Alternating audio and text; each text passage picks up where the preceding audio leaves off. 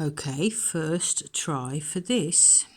As you can see, I'm working with the Cabalistic Tarot, the Fournier edition. Was it 1996 that it came out?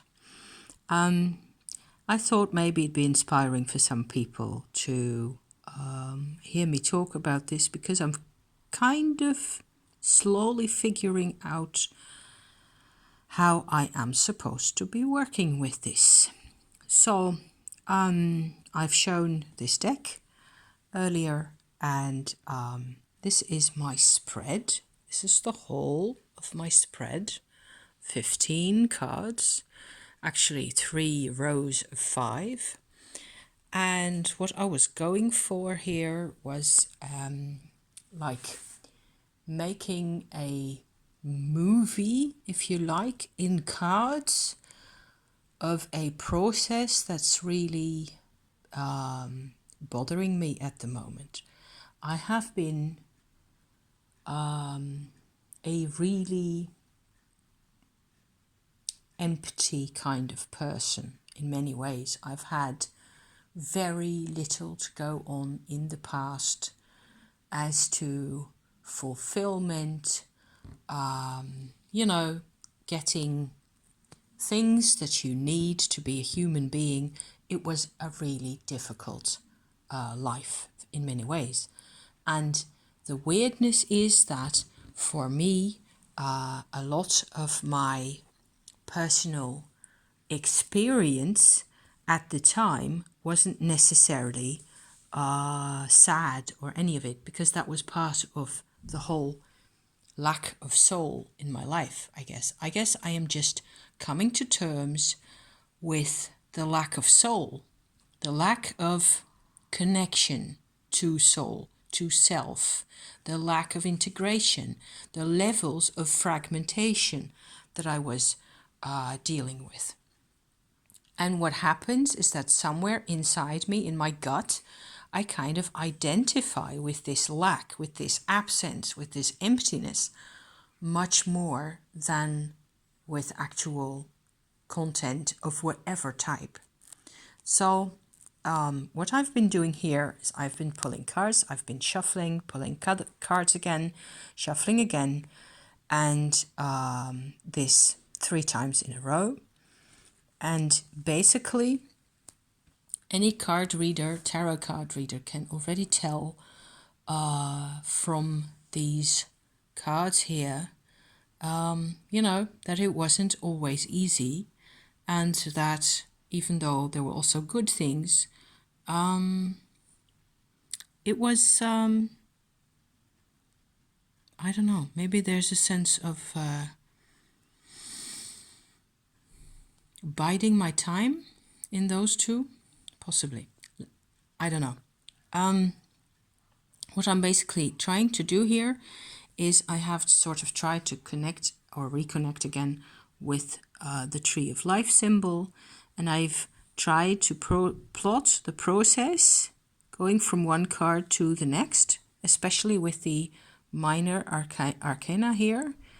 And then you see that each of the nuggets, each of the Sephirot, has a name. Gebura is the name of this Sephirot, and Netzach is this one, and Tiferet is the one in the middle here. So what I have done in this course of this process then is skip over the middle and then go to the middle. That was my first part of experience. I will tell you how that works in a bit. In the second part of the process, so you might say growing up as a young adult or something like that, what I did was go from the same position of Gebura, but now I went up. So I didn't go to Tiferet anymore or to Netzach. And here I am again in that Bina position. And there's a lot more that can be said. I even visited Keter at some point, which is the Ace of Wands card.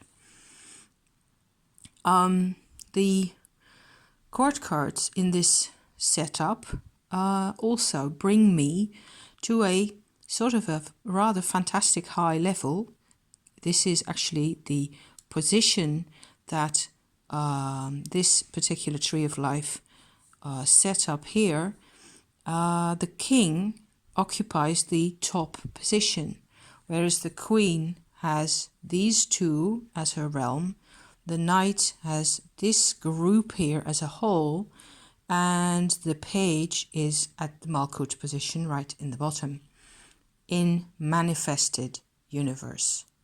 And the top is the universe of ideas, of pure potential. So there's not necessarily hierarchy here, or a hierarchy of power of possibilities. It's just which level are you on? And because apparently what I was looking for was to go up here. That's what I was doing. And then moving on, I am again at Tiferet, at the middle part that reminds me of being yourself, being in a joyful center of your life. From there, I skip over this one, which I don't remember what it is, to Malkut, straight away, the 10 of Cups. So you tend to have lost the perspective of all the spiritual realms that you may have visited, which is absolutely the story of my life, because I have meditated until I saw blue in the face without, necessarily managing to hook up the meditation practice to a sense of self, because that was too hard for me. It took other activities to get that, and I still haven't integrated everything, and that's what I'm looking at here. And on then to my final 3 cards, I have another king. Boom, we're back at the top. So there's this great opposition between down at the bottom and up at the top. And I go into the 5 of Wands, and I'm back in Gebura here, which is, they tell me, the Sephirot that has to do with personal power. So apparently that's the one that I'm really interested in. Whether I like it or not, the thing that is living me, so to speak, is interested in Gebura a lot, apparently. And then finally, I get to go to the, Knight of Swords position, where I can actually be active.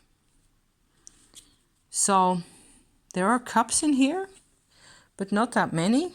They're at the beginning here, and apparently the cups are also tools. The emotional life is a tool towards becoming more of this guy, more of this sort of centered around heart and belly chakra.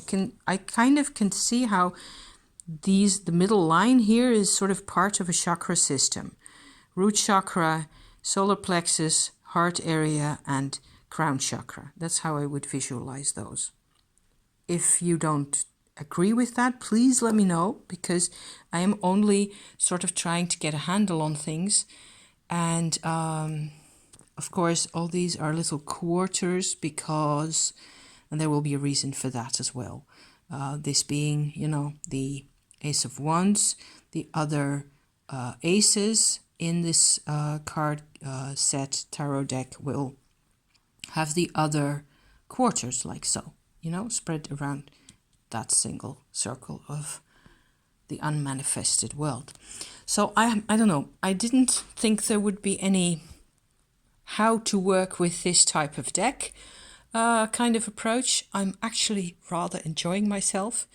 I really didn't feel up to confronting my emptiness inside with a deck like the Mary L, and that's just brimming over with emotion and purpose and almost a perfect sense of manifestation. I'm surprised at how this Tree of Life business is finally dawning on me. So it's the dawn of the trees, you guys. Isn't that nice? So thank you for watching, and I'll be talking again very soon. Thank you. Bye-bye.